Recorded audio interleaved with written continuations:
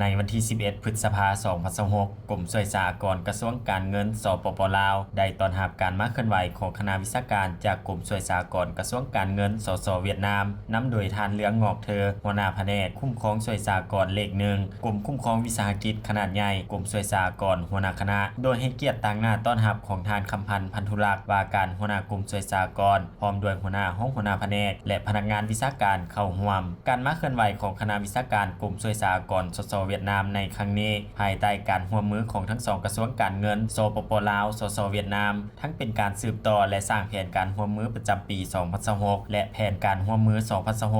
2026-2030 ระหว่างกรมช่วยสหกรณ์ของสปป.ลาวและกรมช่วยสหกรณ์ สส.เวียดนามจึงได้สมทบและเป็นเอกภาพกันในการจัดตั้งดำเนินกองประชุมวิชาการในครั้งนี้เพื่อเป็นการเก็บเก็บข้อมูลสภาพการจัดตั้งปฏิบัติเวียกงานช่วยสหกรณ์ตัวจริงของสปป.ลาวในปัจจุบันและปรึกษาหารือร่วมกันให้มีความเป็นเอกภาพในการกำหนดแผนกิจกรรมและหัวข้อแลกเปลี่ยนบทเรียนทางด้านวิชาการที่จะบรรจุเข้าแผนร่วมมือและจัดตั้งปฏิบัติในต่อหน้าฉะนั้นจะได้สุ่มใส่บรรดาหน้าเวียกหลักเป็นต้นแมนเก็บกำข้อมูลรูปแบบจัดตั้งปฏิบัติเวียกงานวิชาเฉพาะและพื้นฐานโครงสร้างระบบ IT ของแขนงช่วยสหกรณ์และแขนงการอื่นที่ติดพันของสปป.ลาวศึกษาการจัดตั้งปฏิบัติตัวจริงในเวียกงานคุ้มครองช่วยสหกรณ์ที่ติดพันกับกิจการห้างซื้อขายคำน้ำมันเสื้อไฟอสังหาริมทรัพย์และเอกภาพต่อแผนการร่วมมือ